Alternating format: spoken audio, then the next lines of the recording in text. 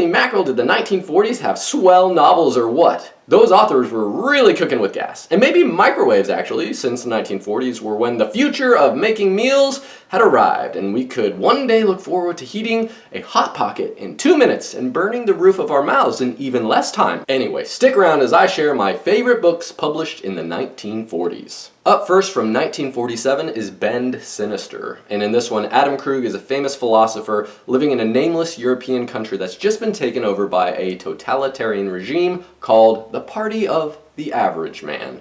And their leader is actually Krug's former dim-witted schoolmate, Paduk, who's nicknamed the Toad. And Krug believes that his immense intellectual reputation will shield him and his young son David from the chaos of this country and the politics of it all. He refuses to work with Paduk, thinking that his genius places him above the grubby politics of it all, but he's sadly mistaken. This isn't your standard dystopian novel. I mean, the regime and its ruler are really, really dumb, which isn't how you'd normally position the big bad man in charge. And Krug's struggle isn't really about joining the rebellion against this political party, but it's simply him just trying to preserve his sanity and protect his son in a society that's weird and awful. It's kind of a dark, depressing book that's probably not for people who want a happy ending, and I'll just leave it at that, but such a good book. Next up on my list of 1940s books is The Pearl from 1947. This is a classic in which Kino is a poor pearl diver living a simple life with his wife Juana and their baby boy Coyotito. But when Kino finds a giant, gorgeous pearl worth a ton of money, everything changes for him. It's his golden ticket to getting his son a better life and giving him a great education. But the pearl turns out to be more of a burden and a curse than a blessing.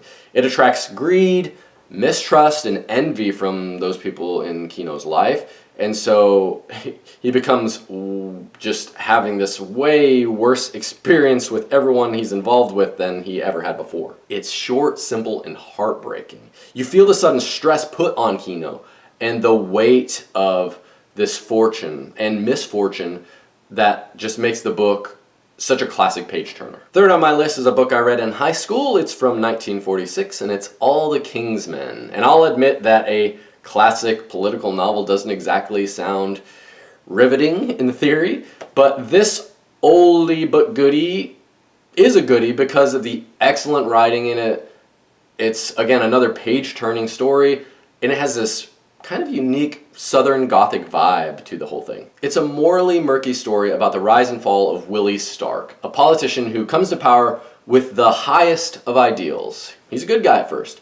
He promises change and really wants to make a difference, but that he, in the end, kind of winds up becoming this epitome of political corruption. And while Willie is kind of the focus of the book, Jack Burden is the real star of the novel. He's Willie's right-hand man for this power trip that he goes on, and he does and says what he has to justify every shady deed and help himself sleep at night for what he's doing. And yet again, with these classic 1940s books, it's all about the writing. I mean, the writing in this one is so descriptive and flowing, maybe a bit dense at times, I'll give it that, but there's no wonder why this book won the Pulitzer Prize way back when. And up next is another book by Vladimir Nabokov from 1941. It's The Real Life of Sebastian Knight.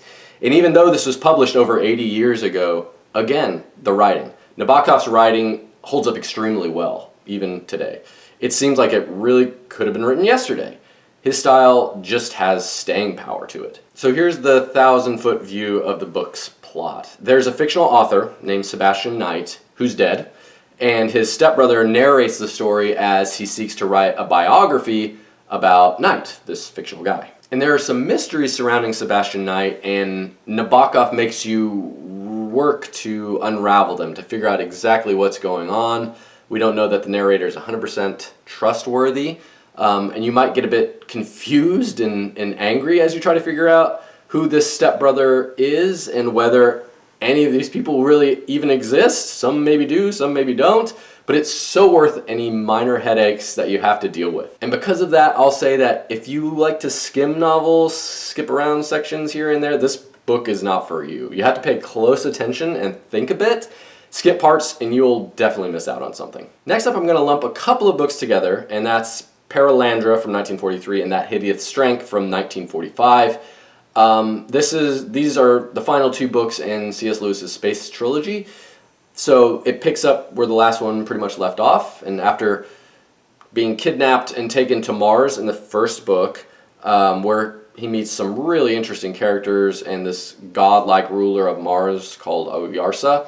The main character, Dr. Ransom, has another classic sci-fi adventure, but this time on Venus, in the second book at least, and then things get progressively weirder as the series moves on. Still good, but then he meets the resurrected Merlin, as in King Arthur's Merlin, in the final book. If you read the first book in this series, which I highly recommend because it's probably the best one, I suggest reading the other two as well. But, I mean, at the same time, if you just want to read the first one and be done with it, call it a day. I get it. Things only get stranger and, as I've said, more complicated as the series moves along, so it may not be for everyone. The next book on my 1940s favorites list is The Screwtape Letters from 1942.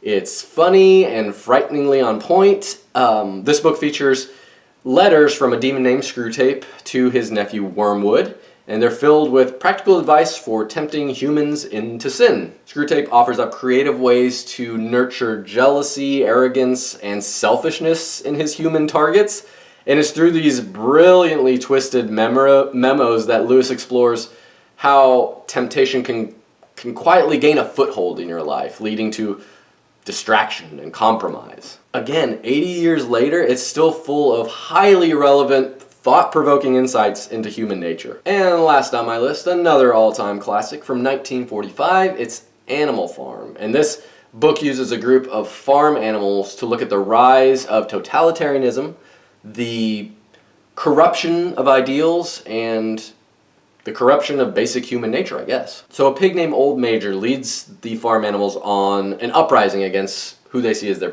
oppressive human farmer, Mr. Jones.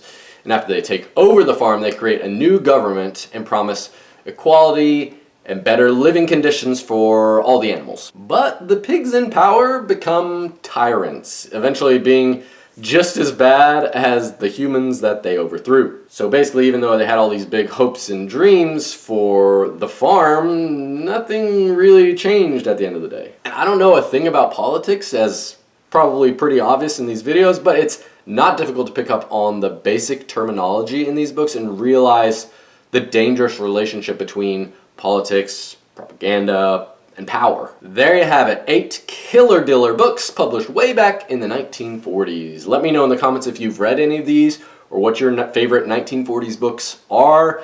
And of course, don't forget to like this video and subscribe to my channel. Happy reading.